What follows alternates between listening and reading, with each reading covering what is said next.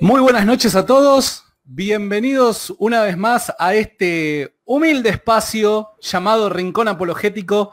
Hoy la verdad que estoy muy pero muy contento, expectante. La verdad es que, a ver, no solo porque tengo del otro lado una persona que considero que es seria a la hora de tratar temas, sino porque lo considero, como hablábamos hoy en privado, ¿no es cierto?, un colega en toda esta lucha que nosotros estamos tratando de enfrentar, ¿no es cierto?, en esta resistencia que estamos plantando con respecto a todo este tipo de ideas que están surgiendo, por lo menos en esta parte del mundo, ¿no es cierto? Así que más que feliz y, a ver, no debería de presentarlo mucho porque hasta sería una falta de respeto para él, porque ¿quién no lo conoce? A Emanuel Dana. Nema, ¿cómo estás? Bienvenido. ¿Qué haces, Santiago, querido? Un placer estar acá con vos. De verdad, te agradezco que me hayas tenido paciencia y aguante. Sabés que estuve trabajando mucho para un show en las últimas semanas y te he postergado esta charla que estaba pendiente. Ya, afortunadamente, sería el tercer intercambio de ideas y de charlas que tendríamos. Tenés razón. El último que tuvimos ahí en Malos Necesarios está subido a YouTube y es uno de los videos con más visualizaciones respecto de debates. Tiene más de 200.000 o 300.000. Y tenemos, eso es muy rico porque tenemos tu punto de vista, después el punto de vista de un agnóstico como Álvaro, y mi punto de vista más deísta, que soy como una mezcla, un punto intermedio entre ustedes dos. Y siempre un placer y una cosa que rescatamos, que rescatan muchos mis seguidores en los comentarios es: loco, qué bueno ver una charla así, un debate así, con este respeto y tratándolo con seriedad, ¿no? Porque yo te agradezco recién lo de persona seria, pero muchas veces yo sé que chicaneo mucho cuando viene un progresista, cuando viene uno de estos que repiten estos discursos que están tan de moda, pero bueno, vos ameritás la seriedad aunque la primera vez capaz Bueno, no fui tan serio porque nos faltaba tiempo, pero igual fue un buen inicio. sí, yo, mira, te voy a decir algo, mira, en público, y que no te lo dije en privado, pero voy a reconocer algo. Yo decía, me gustaría intervenir, pero no quiero que me dejen ridículo. Entonces, prefiero pisarlo antes No, que me dejen ridículo. ¿Se entiende? O sea, por eso es que salió así desordenado todo y vuelvo a pedirte disculpas en público de vuelta, no. porque la verdad Yo que no es también mi pido intención bajo disculpas. ningún punto de vista. No, ya sé que no. En todo caso, yo también pido disculpas porque yo te arrinconé en un momento con una paradoja que en realidad, a ver, surge de la falta de tiempo, pues en realidad no es lo mismo, ¿viste? Cuando yo te dije, bueno, la razón por la cual no hay dragones escupiendo fuego en este cuarto es porque este teléfono lo impide. Pero yo sé que vos sos como el William Lane Craig argentino. Y yo sé que vos todo lo que decís lo abarcás desde la razón y sos un tipo muy capaz, muy inteligente y por eso es un placer dialogar con vos, debatir con vos. Y así como vos decís que bueno, que me arrinconabas porque tenías miedo de que yo respondiera, yo también estoy esperando que me convenzas. Yo no vengo a debatir para decirte, no, yo tengo razón, sino que digo, bueno, vamos, convenceme, estoy acá para escuchar tus ideas. Qué buena onda eso. El otro día, sin ir más lejos, y ahora en minutitos ya vamos a arrancar por lo que todos están ahí conectados, gracias a todos los que nos están haciendo el aguante. Justamente eso hablábamos, a ver, en nuestro espacio, ¿no? Con nuestra gente y decíamos, a ver, nosotros si somos personas honestas tenemos que conducirnos hacia donde las evidencias nos lleven, ¿no es cierto? No tenemos que, a ver, enamorarnos de una idea más allá de la realidad. Me parece a mí de que la honestidad intelectual te conduce hacia donde las evidencias te lleven. Y decía, bueno, alguien me planteaba en privado, ¿no? ¿Y por qué razón vos dejarías de ser cristiano? Obviamente me lo planteaba con una doble, ¿no? Como diciendo, ves que presente lo que... Mirá, a mí la realidad es, y tal y como lo menciona nuestro libro de cabecera, ¿no es cierto? O sea, el hecho de que si hay una razón irrefutable que me permita a mí llegar a la conclusión que Jesús no resucitó, que es imposible la idea de la resurrección de Jesús, y me parece a mí de que por mi propio bien no me queda otra más que dejar de ser cristiano, porque en ese hecho se fundamenta todo el cristianismo. Entonces, tal y como vos decís, yo también estoy abierto a la verdad. Me parece de que eso es lo que todo aquel que que es un apasionado por la verdad debería de buscar, ¿no? Más allá de todo preconcepto. Hoy por hoy creo de que el cristianismo satisface todas las preguntas e interrogantes que yo tengo con respecto a la realidad. Y obviamente me gusta intercambiar opiniones, ideas con personas como vos porque me conducen a crecer intelectualmente. Lo mismo digo, fíjate qué interesante esto que decís, de que sí, cuando uno es intelectualmente honesto, tiene que buscar la verdad, y cuando, bueno, se encuentra con que no, tengo que cambiar de parecer, bueno, uno cambia de parecer ante la evidencia. Y yo me acuerdo una vuelta, hace ya varios años, debatiendo con un ateo, yo le planteo esto mismo, pero si las evidencias te dicen, suponete, le digo, baja ahora mismo Jesucristo montado en un Pegaso al lado, ¿viste? El unicornio al lado con el cuerno, así todos arcoíris, efectos especiales, chicas bailando, y te dice, loco, todo esto es real, ¿no lo vas a creer? Y el tipo decía, no, aún si lo vea con mis propios ojos, lo voy a negar. Entonces yo me di cuenta que ahí estábamos frente a un misoteísta o a un cristianófobo, hoy que está de moda hablar de las fobias. Y lejos estaba esa persona de querer buscar la verdad, cosa que no veo en tu caso. Yo te escucho hablar, y lo que para mí es fe, o dogma, o religión, vos lo racionalizás, y eso creo que es, que además de la convicción que tenés, merece un respeto extra. Muchas gracias, Emma. Muchas gracias, sinceramente.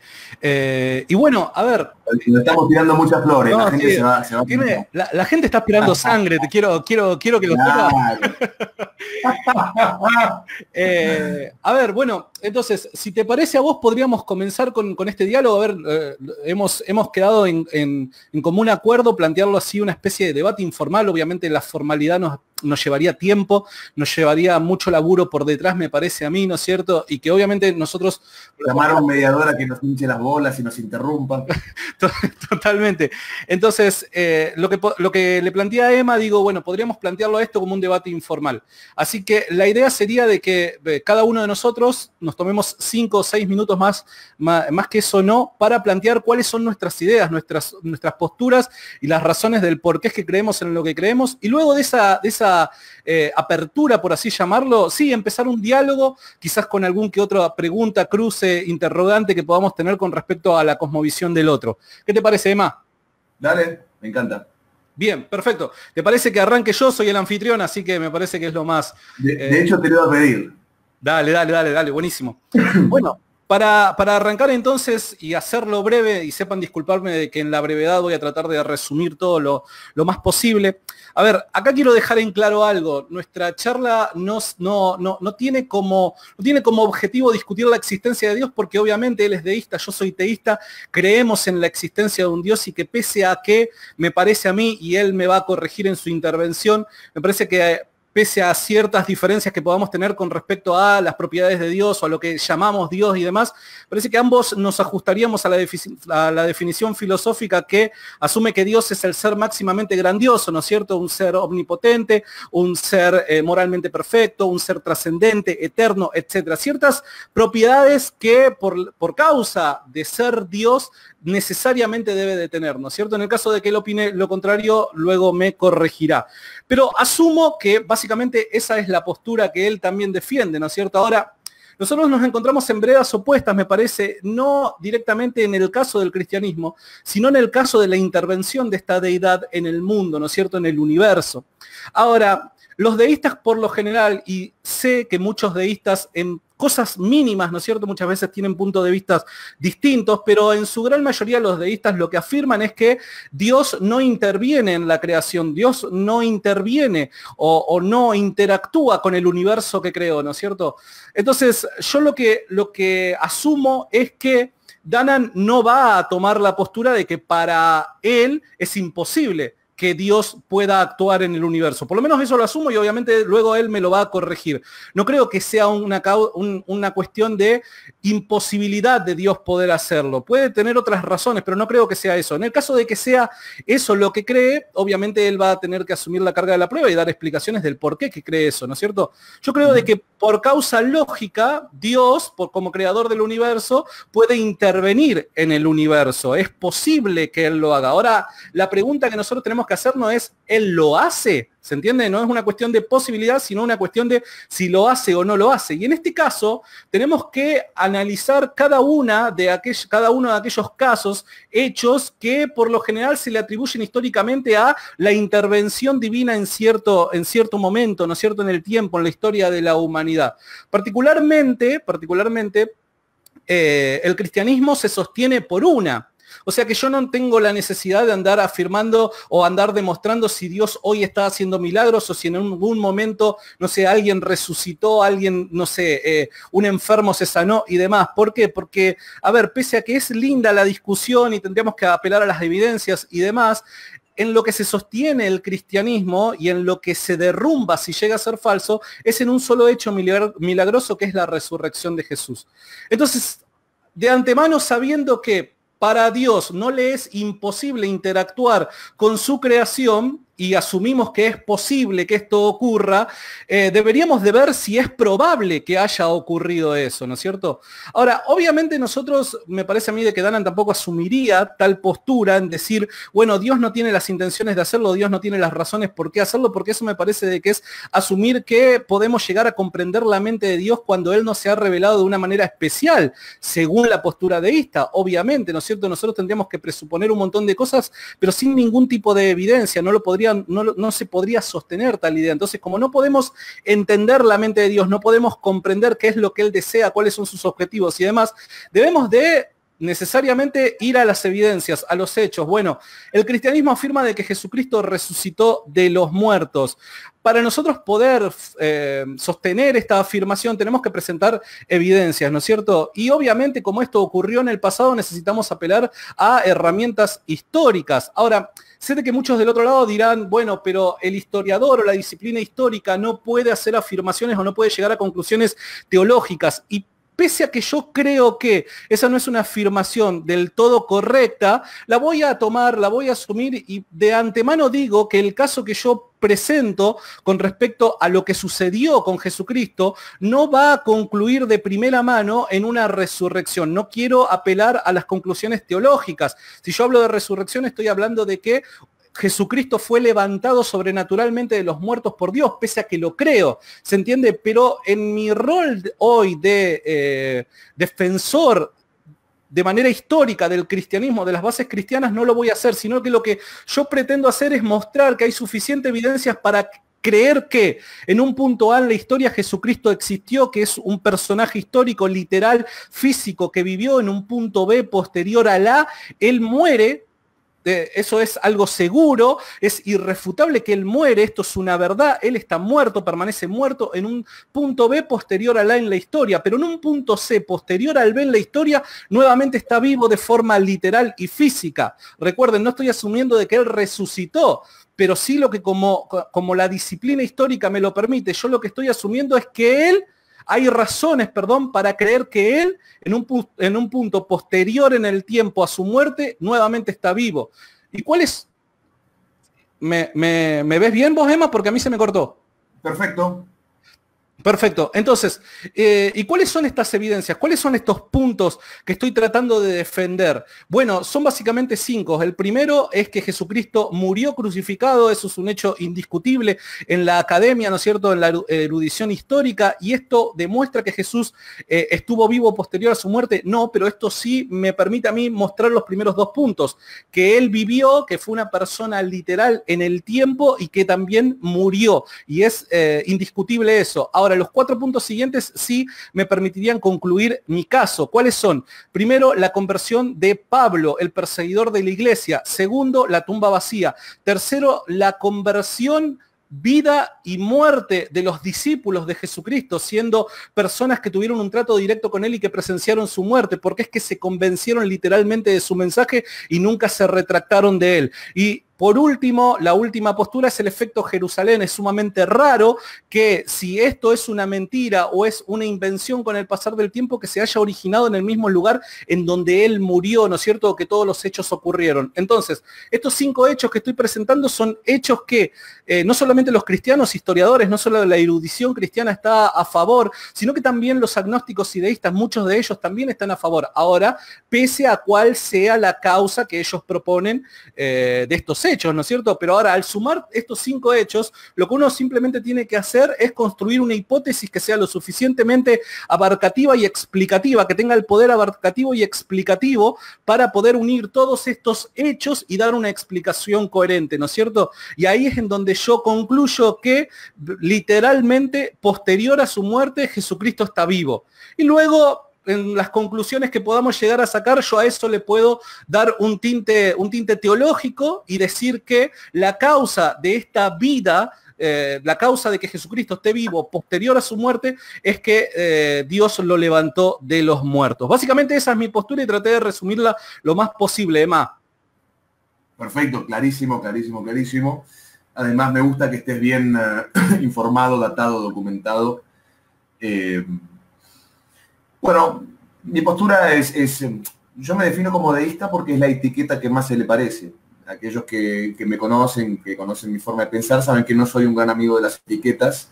Pero bueno, a veces ocurre que uno tiene que comunicarle al otro cuál es su postura filosófica respecto a estos temas. Entonces, yo fluctúo entre el deísmo y el panteísmo. Ahora, una vez me llamó uno y me dijo que soy amigo de lo religioso, tenía un acento así medio. Yo creo que el cristianismo, no voy a decir la religión porque en realidad eso es un movimiento y las religiones se desprenden a partir de este movimiento, ¿no? Puede ser catolicismo, evangélico. Pero creo que el cristianismo como movimiento religioso, como movimiento teológico, espiritual, sin ningún tipo de duda es el más evolucionado. Ahí te voy a dar la derecha. Me honra haber nacido en un país católico con cultura cristiana. ¿Cómo explicar lo mío? Yo soy deísta porque no creo en la magia. Ahora, cuando yo digo no creo en la magia, más de alguno dirá, se está burlando de los religiosos diciendo que no, al revés, me estoy burlando de los ateos. Yo no creo que la vida pueda haber surgido de la no vida. Yo no creo que un universo inteligible pueda haber surgido de algo no inteligente. Yo no creo que una obra de ingeniería, como es el universo, puede haber surgido de la nada. Y así un listado de cosas que podría mencionar y que ningún ateo me ha sabido responder y que siempre terminan dándote esa respuesta de memoria diciendo, es el Dios de los huecos. Claro. Y el tuyo es el ateísmo de los huecos. Porque acá todos estamos rellenando espacios que desconocemos en todo caso. Ahí es cuando se quedan callados y me odian y me amenazan y me insultan. Yo tengo mi visión respecto del cristianismo. Yo sé que capaz te enoja lo que voy a decir. Yo sí creo que las escrituras hay que interpretarlas. Yo tengo formación en letras y por eso no puedo conmigo mismo en esto de buscar los simbolismos literarios en todos lados, en donde están.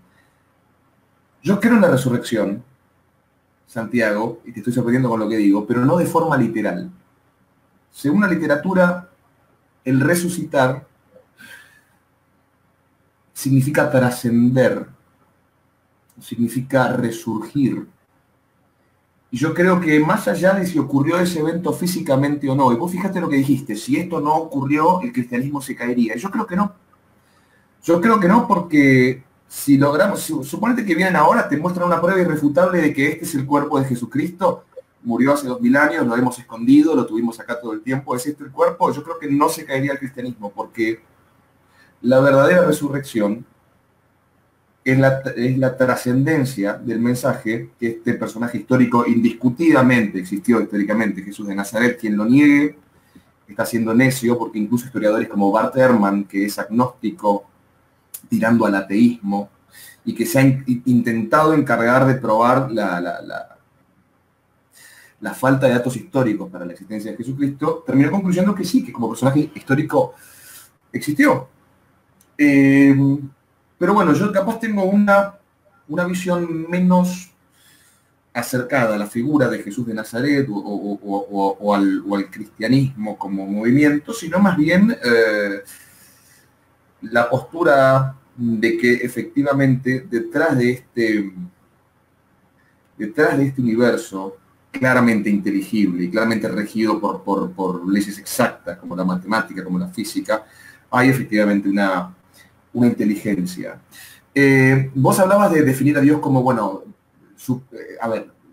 impoluto, moral, perfecto. Bueno, son adjetivos que damos nosotros, ¿no? Son adjetivos que damos nosotros. Yo creo que ni siquiera podría pensar o atreverme a decir es perfecto, es moralmente indiscutible, porque son adjetivos que están limitados a nuestra capacidad de interpretar las cosas y de darle nosotros una descripción a algo que está más allá de todo, más allá de nosotros y más allá de lo que hoy nosotros podamos comprender, aún si intentamos comprenderlo mediante el cristianismo, mediante el deísmo.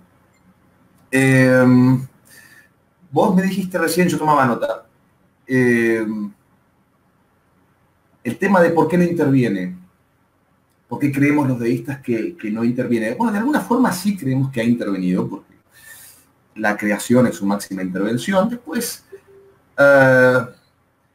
decir que no quiere intervenir más o que nosotros pensemos que no quiere intervenir no es pensar, desde mi punto de vista, ¿no? Desde mi humilde punto de vista, no es pensar que logramos comprender la mentalidad, entre comillas, de este Dios, sino simplemente cuestionar, bueno, ¿por qué intervendría? ¿Por qué querría intervenir?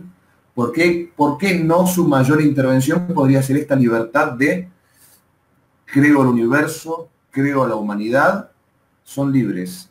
Y después quizás en un más allá, encontrarnos con otro tipo de vida, con otro tipo de evolución, no lo sé.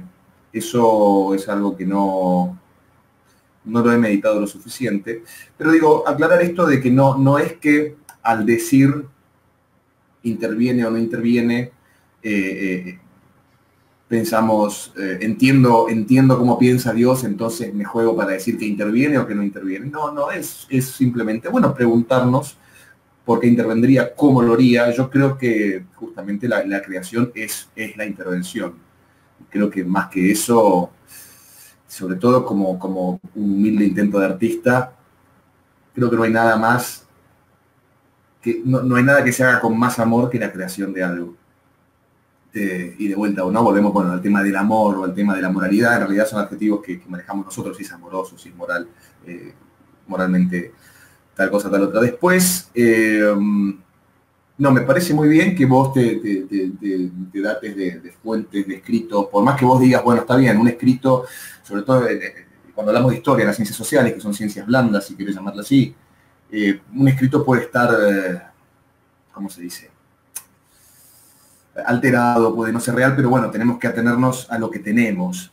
Y eso me parece respetable. También hay escritos que sugieren otras cosas, pero al no tener aquí la fuente no quiero pecar de hablar de algo de lo que no sé, ni de algo en lo que no creo tampoco, porque hay escritos que sugieren que en realidad Jesucristo tendría un hermano muy parecido a él, o que en realidad nunca se terminó de morir. Pero bueno, son cosas que uno tampoco sabe si las hacen con el afán de vender libros, ¿no? O con el afán de cooptar seguidores para determinado culto, creencia o descreencia. Pero básicamente el deísmo lo que sostiene es tratar de llegar a la conclusión de efectivamente la existencia de un Dios, de este Dios creador, o de este primer motor inmóvil, si quieren hablar en términos aristotélicos, mediante la filosofía, la razón y la experiencia personal. Experiencia personal hablando del pensamiento y de la filosofía. Como para redondear una idea, ¿no? No sé si fui claro, capaz desvarié mucho, me fui por las ramas también intentando tocar un poco los puntos que vos tocaste. Entiendo. ¿Sabes qué? Me llama mucho la atención porque no pensé sinceramente encontrarme con este tipo de deísmo, con este tipo de postura, ¿no es cierto? Y me agrada mucho, sinceramente, porque, a ver, no quiero hacer apología del evangelismo, ¿no es cierto? Pero creería de que si nos tomamos un café, capaz que te volvés de mi bando, che. Yo te dije, estoy acá para que me convenzas. Capaz es tu misión, mirá. Gracias. No, lo que sí me gustaría hacer algún que otra aclaración con respecto, o dar un punto de vista con respecto a algunas cosas de las que estuviste diciendo, ¿no es cierto? primero hiciste mención con respecto a la resurrección, ¿no? Mm. Dentro del credo cristiano, ¿no es cierto? Y ojo, cuando yo apelo, porque en un video en los que nosotros tuvimos la oportunidad de charlar, había gente que creía que porque yo apelaba a cierto texto en la Biblia, yo creía que, como lo dice la Biblia, y la Biblia es palabra de Dios, yo asumo que eso es verdad. Y no, para nada. Esto lo quiero dejar en claro, pues seguramente del otro lado hay gente que no es cristiana y que puede llegar a asumir esto mismo. No. Yo cuando apelo a la Biblia, estoy apelando a ella por dos razones. La primera es porque la Biblia en sí mismo no fue concebida como un libro compacto, ¿se entiende? Y particularmente el Nuevo Testamento. El Nuevo Testamento son 27 libros que luego, con la posterioridad, ¿no es cierto?, la Iglesia los une porque cree algo, pero no son más que documentos históricos que luego en la fe nosotros creemos de que son inspirados por Dios. Pero eso es otra discusión. Son documentos que, causa de lo temprano que se han escrito en la edad apostólica, no más de entre 20 a quizás 40, 50 años posterior a la muerte de Jesucristo, tiene un valor histórico como fuente original, ¿se entiende? Entonces, cuando yo apelo a eso, es primero por esa razón, y segundo, cuando tocamos temas de fe cristiana, no me queda otra más que apelar a los textos bíblicos, porque es nuestra fuente de fe, ¿se entiende? Entonces, más que nada por eso, no porque yo esté creyendo de que son verdad porque son palabra de Dios, para nada. Mira, de todos modos, esa explicación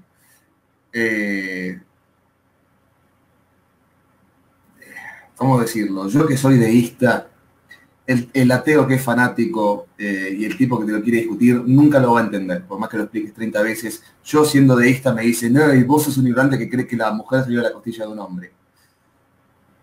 ¿Qué voy a explicar? No, seguro. Mirá, hay veces que las explicaciones sobran.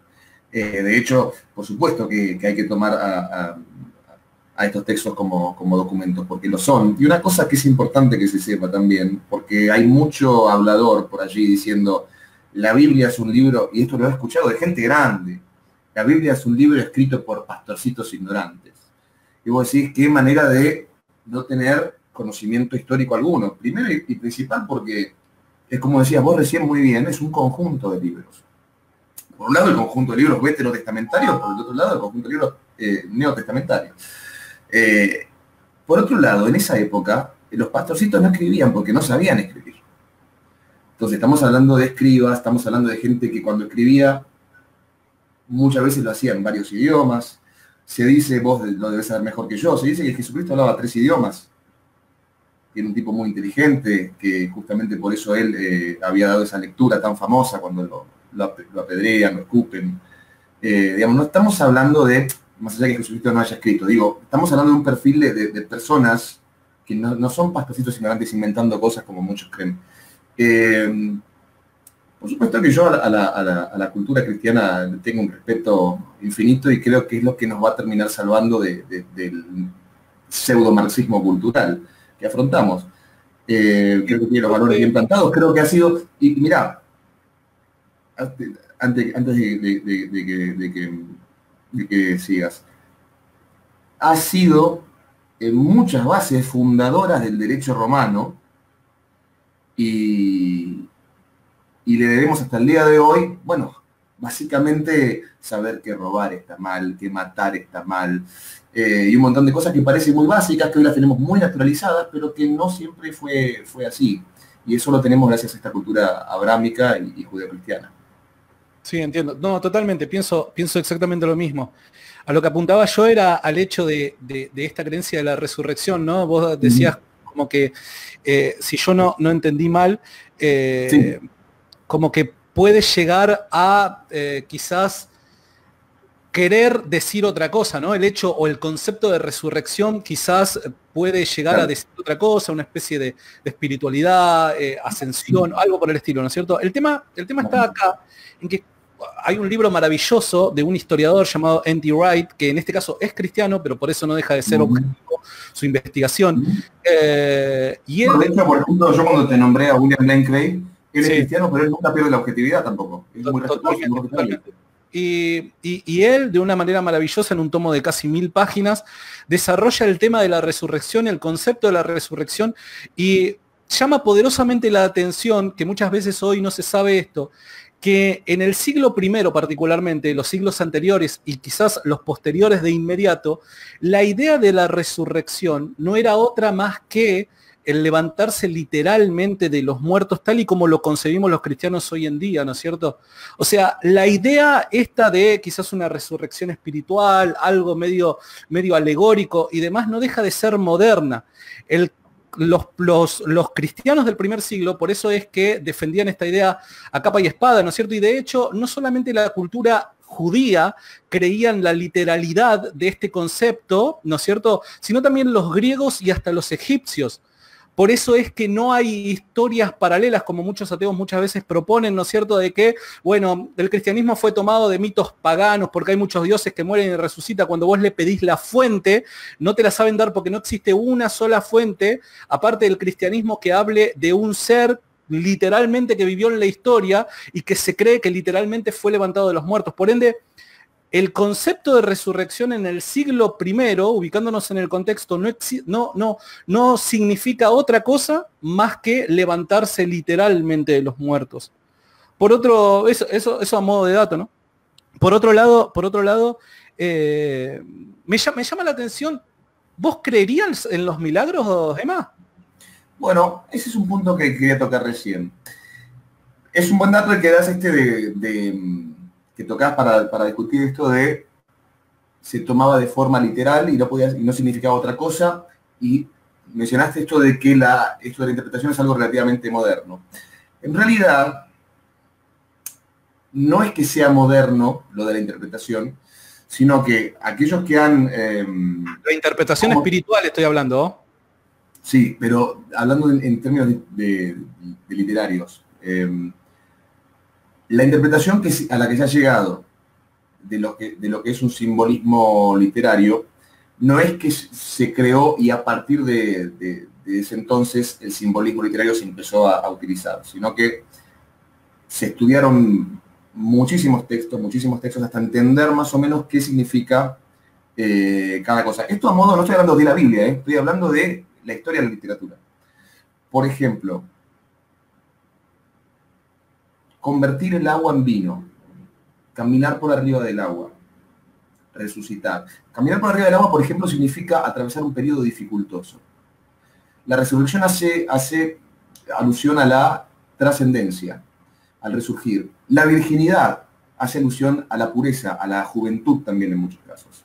Ahora, yo no estoy diciendo, no, Santi, vos no tenés razón y yo sí, porque si hay algo que tenemos que tener para un debate de este nivel es la mente abierta.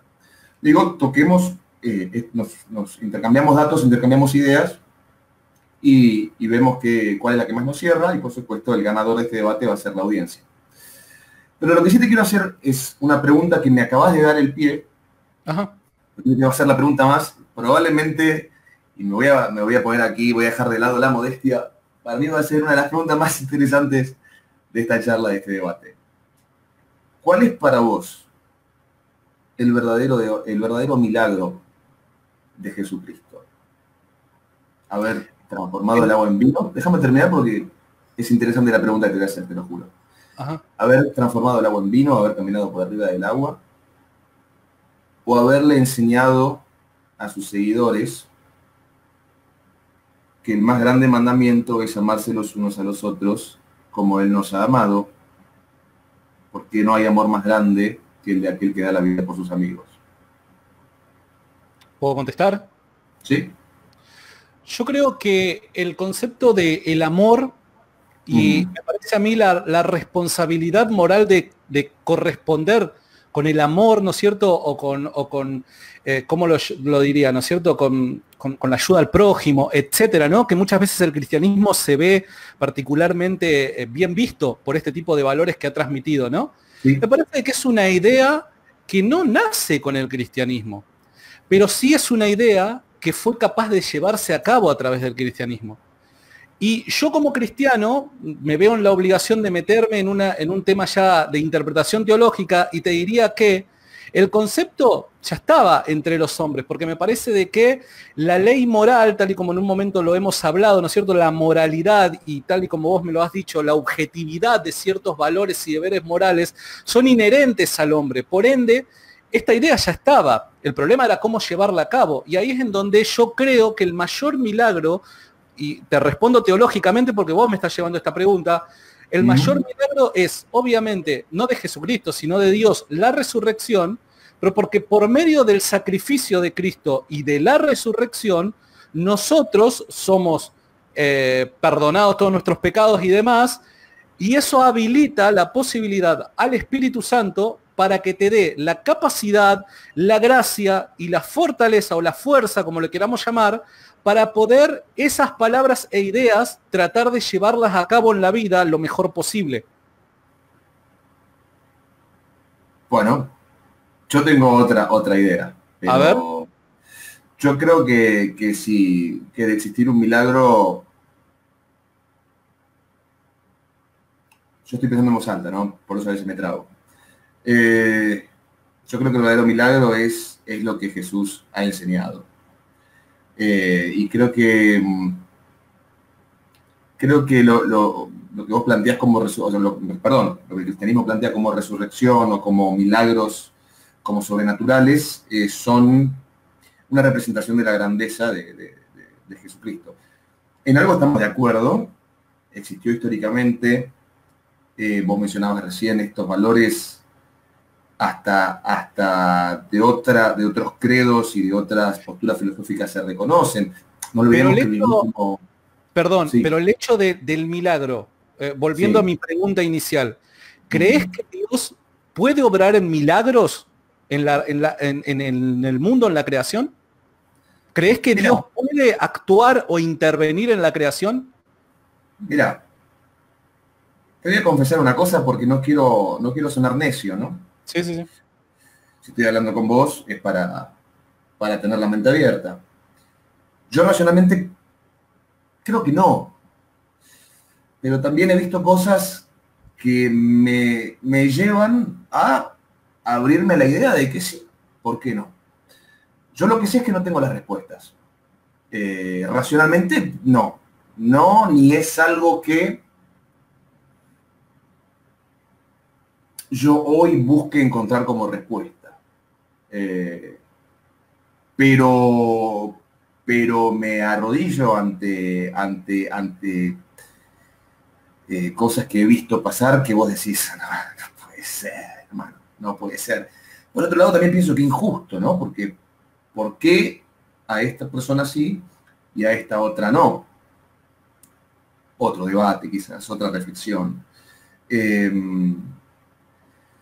Pero sigo sosteniendo que el mayor milagro de la figura de Jesús de Nazaret es haber dicho en el siglo I, no lo llama a ustedes esclavos sino amigos, o es haber dado ese sermón del monte, o es haber hablado de igualdad en plenos tiempos de romanos y de religiones que eran mucho más, ¿no? ¿Cómo decirlo? ¿Viste? No trabajarás el sábado. No, sí, yo voy a trabajar el sábado. Hay que apedrear a la mujer. Bueno, está bien, pero que tire la primera piedra aquel que esté libre de pecado. Yo pienso que el verdadero milagro de Jesucristo pasa por quien fue él mismo. Y pienso que lo otro son representaciones, pero sigo acá escuchándote y abierto a la idea de que no lo sean. No, totalmente. Bueno, buenísimo. A ver, en definitiva lo que rescato es de que estás abierto a la posibilidad de los milagros, que no estás negado a ello, ¿no? Y no me estoy refiriendo a que hoy vos recibas tu milagro, no me refiero a esa frase armada que muchas veces mal conoce, ¿no es cierto? No me quejaría, ¿eh? No, para nada, sino que creo que cuando Dios interviene tiene que hacerlo por una razón, ¿no es cierto? O un objetivo que busque, ¿no es cierto? Entonces, estás abierto a los milagros. Ahora, si estás abierto a los milagros y las evidencias nos conducen a que literalmente Jesucristo se levanta de los muertos y estás abierto a la verdad, ¿por qué no hacerte cristiano? No entiendo esa, porque vos, a ver, a mí me parece, ¿no es cierto? Es como decir, a ver, lo llevo al absurdo, ¿no es cierto? Es decir, yo no creo en la gravedad, ¿no? Pero me mandan a caminar en un techo, en la cornisa, ¿no es cierto? Y digo, bueno, voy a tener que sacar mis conclusiones y ponerme a pensar porque estas conclusiones me juegan la vida, ¿no? En definitiva, si el cristianismo, pongámoslo de esta manera, si el cristianismo es cierto, pongámoslo en tela de juicio, si el cristianismo es cierto, y lo que Jesús enseñó es verdad. A ver, Jesús no solamente enseñó de amor, enseñó un juicio final, enseñó una transgresión que todos los hombres llevamos, enseñó que necesitamos el perdón de Dios, enseñó muchas otras cosas, ¿no es cierto? Entonces, si Jesús todo lo que enseñó es verdad y tenemos que recordarlo y tenemos que guardar sus enseñanzas y demás, también tenemos que tener en cuenta eso, ¿no? Y si estás abierto a los milagros, y si además estás abierto a la verdad y las evidencias nos conducen a esto, vuelvo a repetir, ¿por qué no la opción cristiana, la cosmovisión cristiana, adoptarla para sí? Te voy a contar una anécdota que te va a divertir. Acá que me la voy a anotar porque me la voy a olvidar. Te quiero contestar una cosa a la vez. A ver.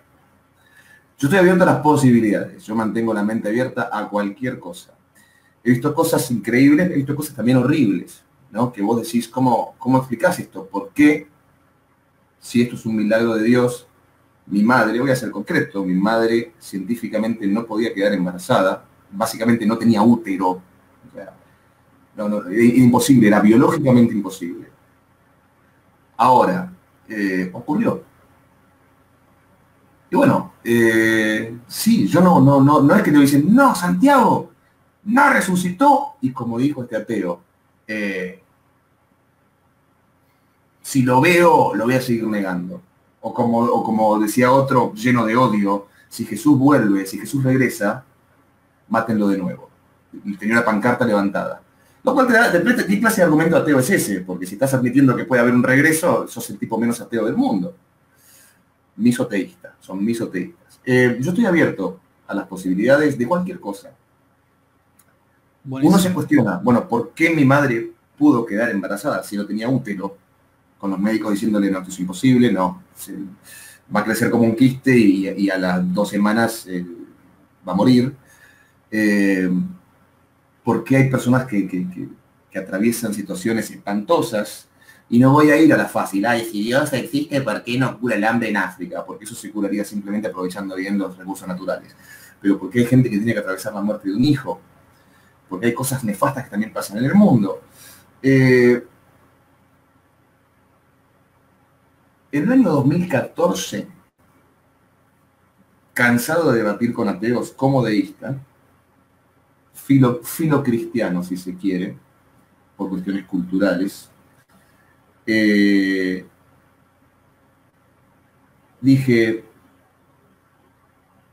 una vez Juan el Bautista, le dijo Jesucristo a Juan el Bautista, hagamos las cosas como son justas, ¿no? Corregime si no me equivoco, vos que sos más experto en esto. Sí, no con esas palabras previo a... Sí.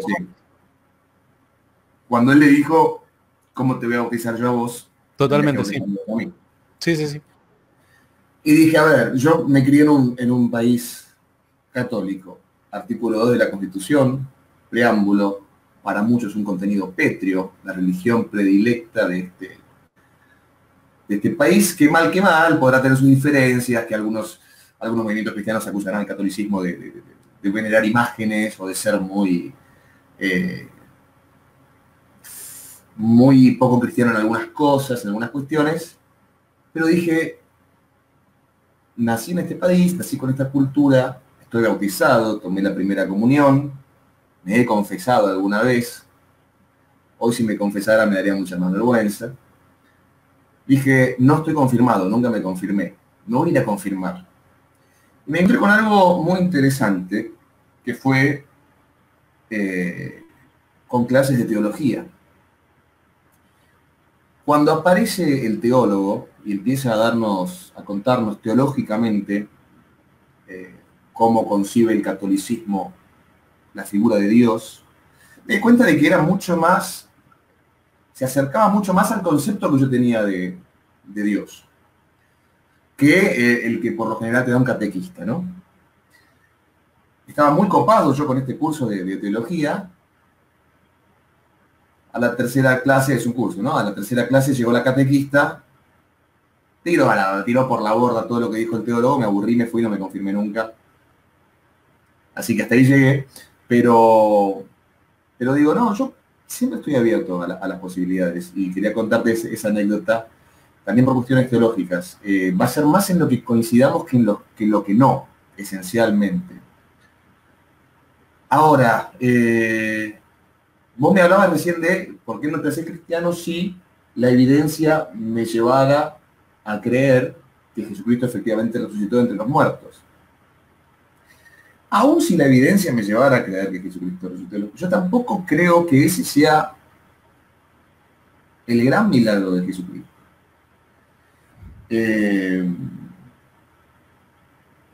A ver, vamos a pensar en voz alta.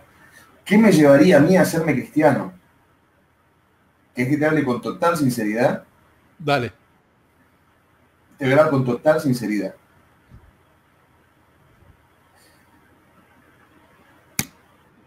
No necesito que se me presente, no necesito la evidencia de que resucitó. Yo podría ser cristiano aún pensando que los milagros son símbolos literarios. Si lo que está ocurriendo el día de hoy con la degeneración constante, con esto de que salga un chico semidesnudo en la portada de una de las revistas más famosas del mundo, posando sensualmente, y lo digo con asco, un chico 11 años. Si seguimos viendo que otro chico de 10, 11 años o menos está bailando en un club nocturno disfrazado de drag queen, con personas mayores de edad que le tiran billetes como si fuera una prostituta a este infante, y el mundo, con la complicidad de los medios, con la complicidad de la política, lo celebra como un avance ante los ojos de una sociedad ciega.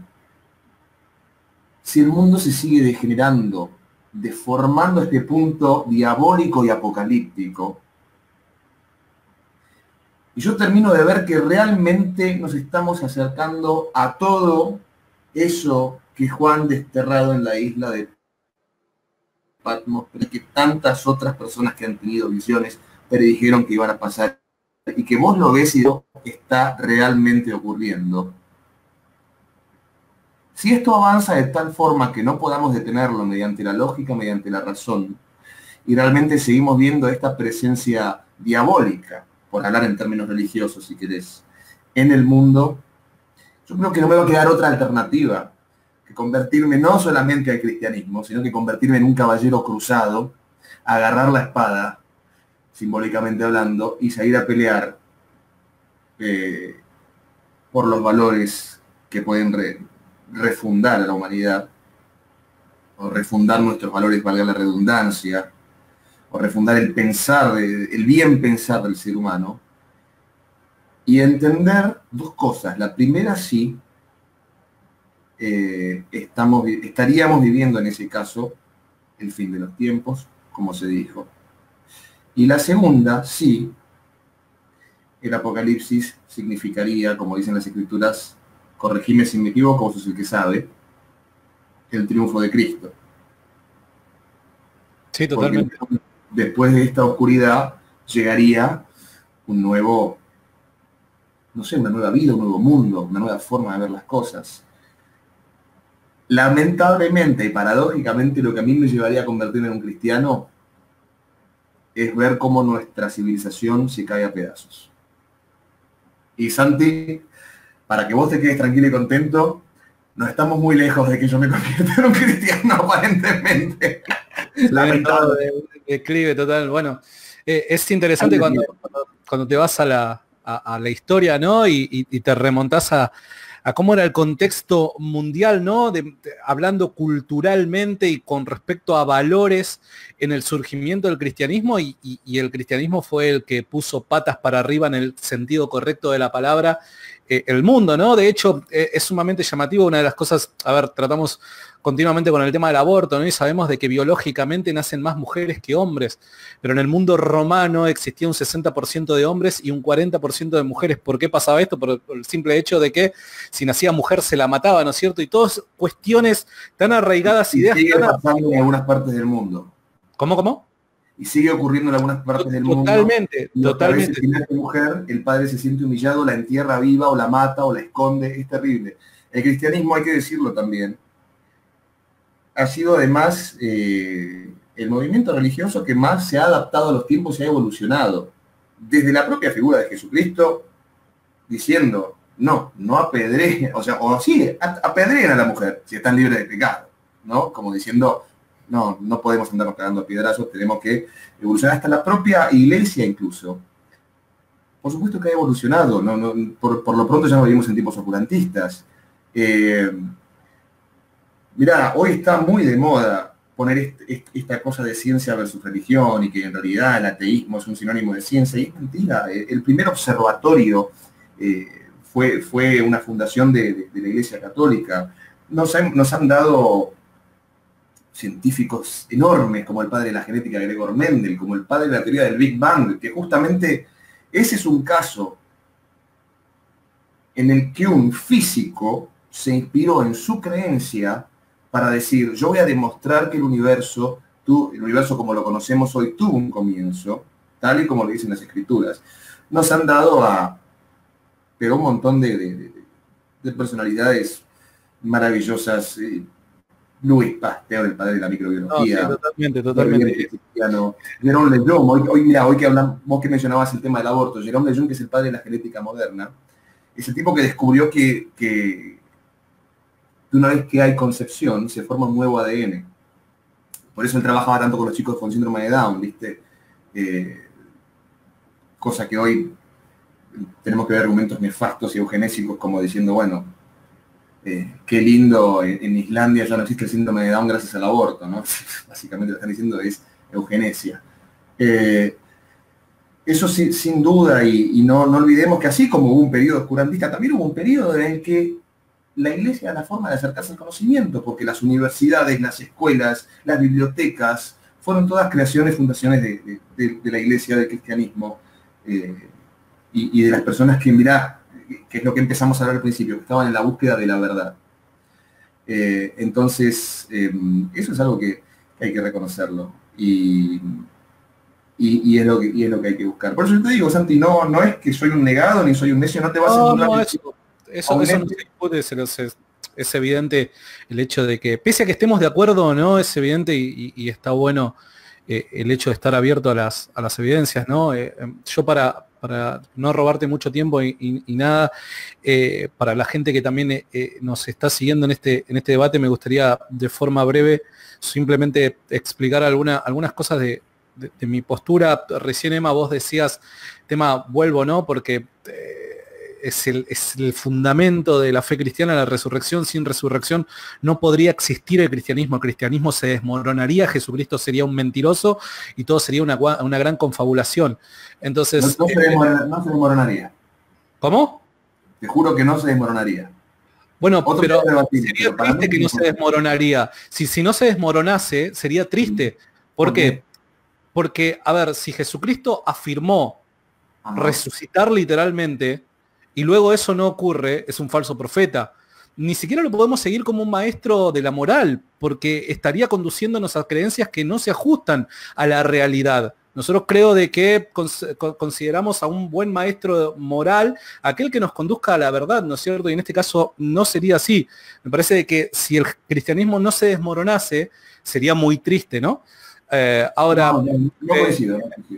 No nos olvidemos que estamos hablando de textos que se han ido traduciendo durante milenios prácticamente, por lo menos durante Bueno, siglos. pero eso tampoco sería un problema para hoy, ¿no es cierto? Porque de repente, a ver, la arqueología nos ha ayudado mucho en la investigación moderna acerca de las fuentes del cristianismo y se han descubierto textos del siglo II, manuscritos del siglo II, que cuando vos lo comparás con manuscritos más lejanos en el tiempo, quizás de la Edad Media y demás, que son aquellos que quizás fueron más utilizados para las traducciones de las Biblias, no se encuentra diferencia casi. De hecho el texto del Nuevo Testamento cambia, evolucionando, por así llamarlo, ¿no es cierto? Sufre ciertas modificaciones quizás en tan solo un 2% de su totalidad. Esto quiere decir de que hay un 98% probablemente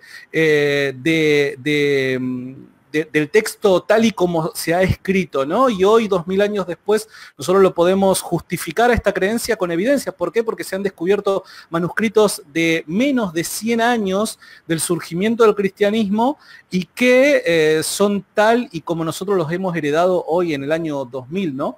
Pero por otro lado, vuelvo al tema de la resurrección y parezco ser redundante, pero a mí se me hace sumamente importante esto, ¿no? Recalcar y decir, también hay otro problema con el hecho de la creencia de una resurrección espiritual o una idea de una ascensión o algo por el estilo, porque tendríamos que enfrentar el problema de la tumba.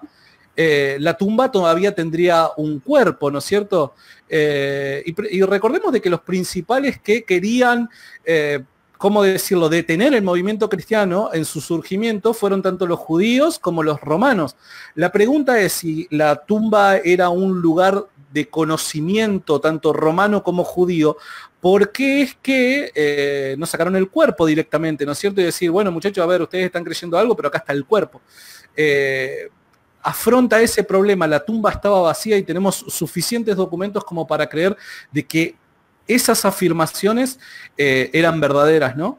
Entre otras cosas. Así que, y bueno, y para ir concluyendo, tendríamos que enfrentar una serie de problemas, ¿no? Como lo dije hoy, ¿por qué estas personas llamadas apóstoles, ¿no?, vivieron de la forma en la que vivieron, padecieron de la forma en la que padecieron, murieron de la forma en la que murieron y nunca se retractaron de su mensaje ni nada por el estilo? Hay una serie de interrogantes que necesitamos darle una explicación dada las evidencias y que me parece a mí de que hasta el momento no se ha encontrado una mejor explicación. Vuelvo a decir, sin apelar a la fe, sino más que nada reconstruyendo una hipótesis mediante las evidencias que no apunte a la resurrección. Me parece que la resurrección es la explicación que hoy hay y que se ajusta a la razón y la lógica de manera coherente, ¿no? Bueno, yo, primero, respecto al primer tema, te prometo adentrarme un poco más para que la próxima, si querés, dale, debatamos en profundidad eso de ¿se desmoronaría o no se desmoronaría? ¿Sería triste que se desmoronase o no sería triste que se desmoronase? Bueno, mira, déjame comentarte algo, quizás para los que están del otro lado y no conocen quizás el Nuevo Testamento, porque no necesitan conocerlo tampoco muchos que profesan otro tipo de ideas, ¿no es cierto?, filosofía. El mismo apóstol Pablo, quien fue uno de las personas que más propagó el cristianismo y que tiene más libros escritos en el Nuevo Testamento, afirma en el libro de Primera a los Corintios, en la epístola primera a los Corintios, y dice, si Cristo no resucitó de los muertos, vana es nuestra fe, y somos los dignos de conmiseración. O sea que uno de los, entre comillas, fundadores del cristianismo o propagadores del cristianismo principales en la historia, ya tenía esta idea de que si Cristo no resucitó, somos unos pobres ingenuos que merecen lástima más que otra cosa, porque están creyendo una mentira. O sea que ya desde aquel entonces esta idea ya circulaba. Asumiendo que Saulo no se refería a la trascendencia. ¿Cómo? A ver, ¿cómo es eso?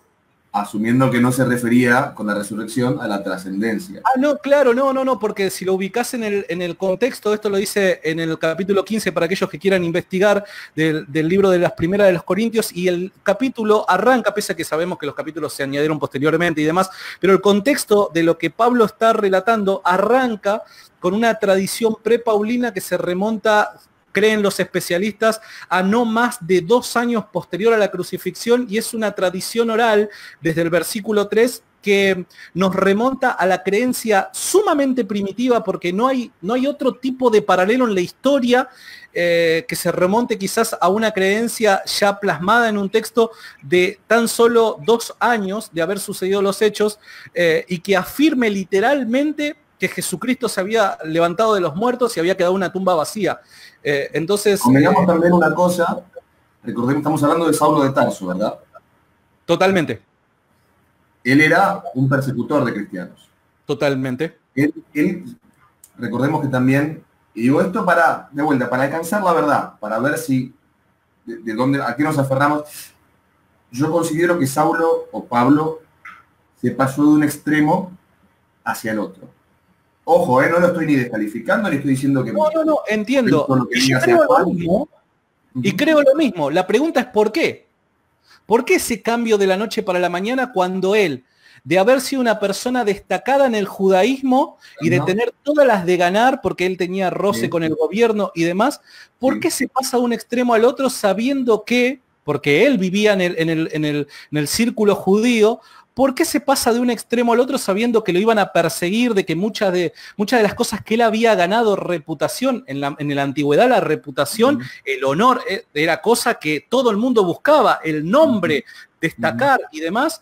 ¿Por qué se pasaría a un extremo tan radical si no fuese por una razón que consideraría que es verdad? Y de la noche para la mañana se convierte, ¿no es cierto? Y Pablo es una de las personas que más sufre por causa del cristianismo. Entonces la pregunta es, ¿por qué pasó esto? Esa es una pregunta buena. Entiendo perfectamente esa postura porque es la pregunta de cuestionamiento que se hace cualquiera que lee las escrituras. Es tal cual como vos decís, de la noche a la mañana, de un extremo al otro. Ahora, ¿no te daría miedo o no considerás la posibilidad de que en una época como la actual, vos que decís, planteás esto de, bueno, se desmoronaría el cristianismo si se descubriera que no hubo resurrección? ¿No te daría miedo que ciertos organismos de poder, con cierta complicidad mediática, un día se les ocurra fingir que encontraron el cuerpo y quedó en el Museo Louvre, en el Vaticano, y hubiera una suerte de conspiración para tirar abajo el cristianismo? Bueno, a ver. En ese caso, ¿qué harías? Digamos, ¿aceptarías como evidencia lo que te están planteando o tu fe sería más fuerte y considerarías la posibilidad de que te estuvieran mintiendo con fines de poder? A ver, yo honestamente, ¿no es cierto? Ante las evidencias, no me queda otra más que conducirme a las evidencias, ¿no? Pero quiero hacer una salvedad con respecto a esto.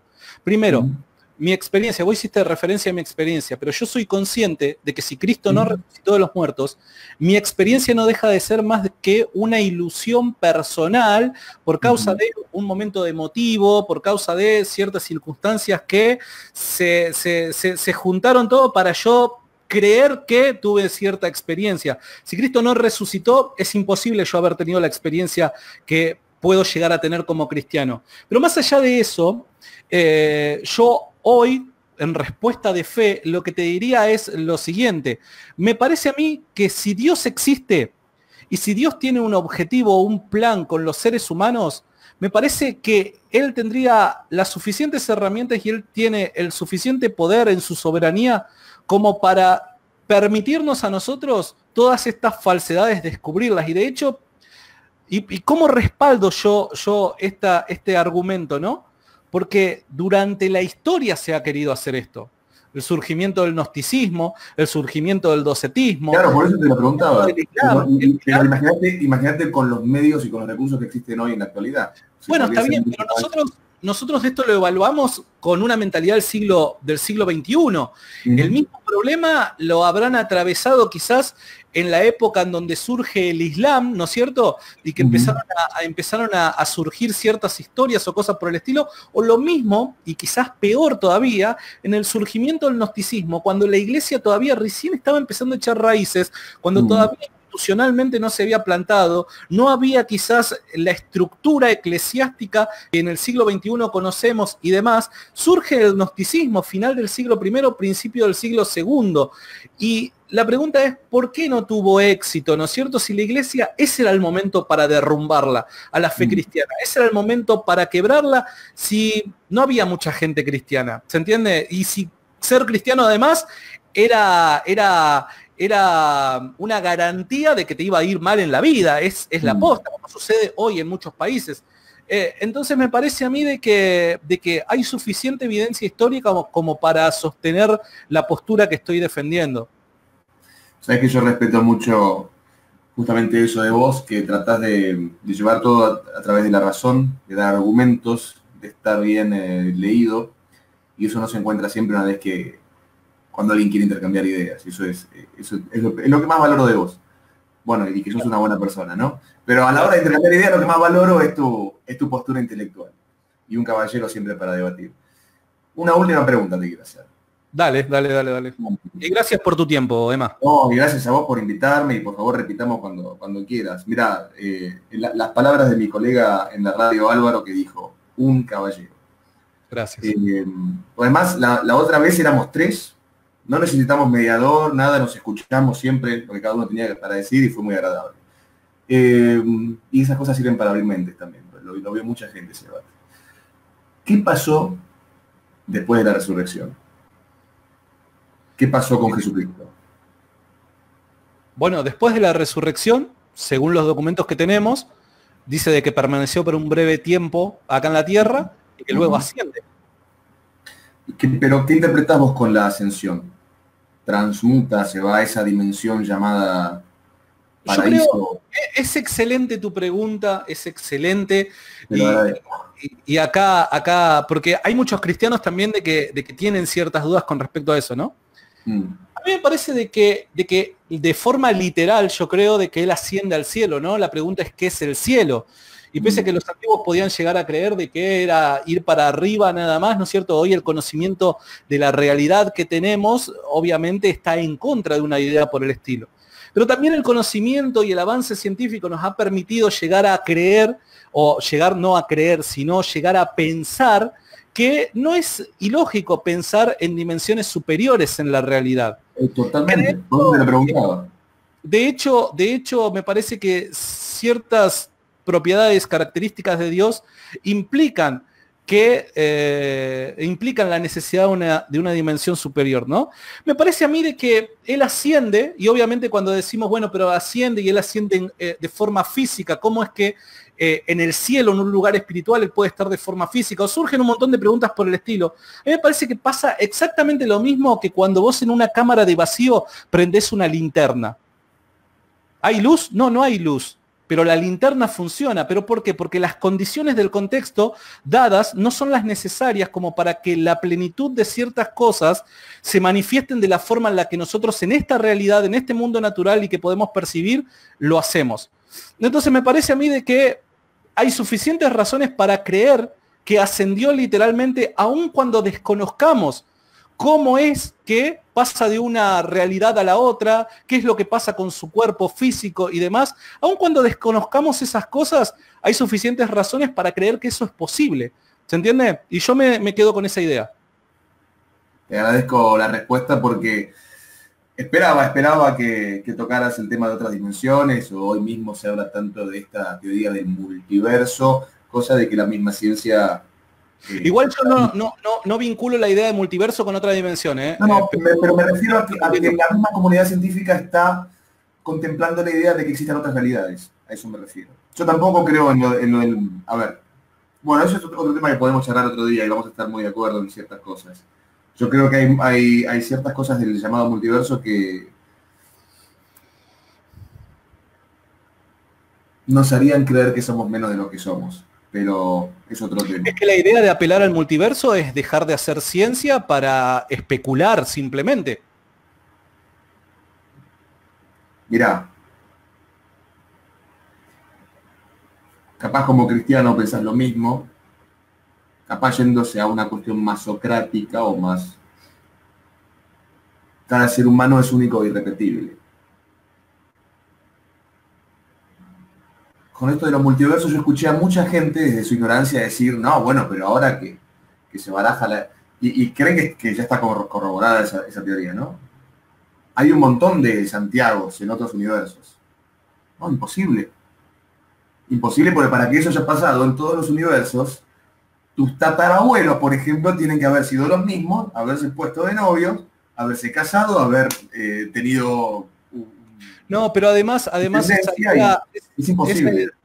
Esa idea ya va en contra del concepto de lo que es el multiverso, porque el concepto de lo que es el multiverso es básicamente creer, ¿no es cierto?, o sostener que las condiciones iniciales del universo, ¿no?, de las leyes universales y demás, son completamente distintas a las nuestras. Por ende, ni siquiera me parece a mí que raza humana podría llegar a existir. Tal cual. Las condiciones iniciales son distintas, el universo no sería tal y como lo conocemos. Tal cual, exacto. Yo iba a lo básico de, no, soy un montón de Santi, pero es tal cual como digo.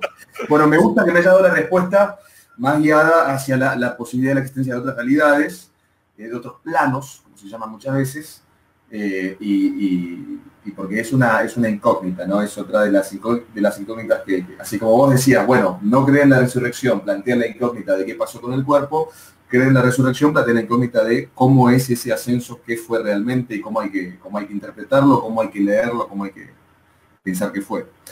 Pero bueno, no sé lo que vos quieras agregar. Emma, te agradezco muchísimo, sinceramente. No, el agradecido soy yo. Hoy me invitaste vos acá a compartir esto. Uno se va de aquí aprendiendo, que es la idea, ¿no? De intercambiar ideas, valga la redundancia.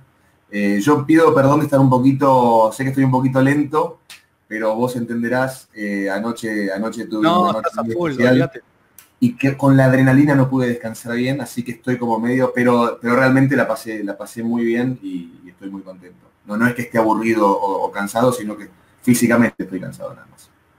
Emma, de vuelta, te agradezco porque sé que estás a full, te hiciste este tiempo. De corazón, te lo debía. Espero un día cruzarte, me encantaría poder verte, juntarnos a tomar un café. Y estamos en esta batalla cultural que se está librando en nuestro país. Estamos en el bando. Desde la primera vez que hablamos te lo dije, no estés a la defensiva cuando discutamos porque estamos del mismo lado culturalmente. Lo importante, mira, y lo dijo con un reduccionismo básico, pero muy real, Ricardo Iorio, con quien tuve el honor de compartir escenario anoche. Dijo, esta es la batalla de los buenos contra los malos. Totalmente, es así. Emma, un abrazo a la distancia, sinceramente. Saludos a tu mujer. Sí. Gracias, Fernando. Venite al programa, a la RZ cuando quieras, sabes que estás invitado. Vos me llamás, me decís, voy tal día y arreglamos. Mil gracias, Emma. Y saludos a todos y nada, te seguimos, te sigo y me encanta tu laburo, así que gracias por esta batalla que también vos sos parte. Muchas gracias, un abrazo grande para tu audiencia y muchas gracias por el respeto y por la buena onda. Nos vemos, Emma, te mando un abrazo enorme. Un abrazo grande, querido, cuídate. Chau. Y yo a todos los que están del otro lado, les agradezco por este tiempo que hemos pasado con Emanuel. Gracias por hacerme el aguante siempre en Rincón Apologético. Recuerden, estamos para servirles y espero que esta transmisión haya sido de su agrado. Va a quedar grabada en nuestro espacio y luego lo vamos a subir a YouTube. Les mando un abrazo enorme y disculpen, recibimos más de 1200 comentarios, disculpen por no haber tenido el tiempo, obviamente ustedes saben de que mi prioridad era poder charlar con Emma, ¿no es cierto? No tuve el tiempo de hacer mención a ninguno de los comentarios, pero quería prestarle una total atención a nuestro diálogo y nada, ustedes saben de que siempre estamos haciendo alguna que otra transmisión para poder compartir con ustedes. Muchísimas gracias por haberlo compartido, gracias por todos los comentarios y ahora me voy a poner a leer todo lo que nos han puesto, ¿sí? Un abrazo enorme, Dios los bendiga y seguimos por este camino. Nos vemos. Chau.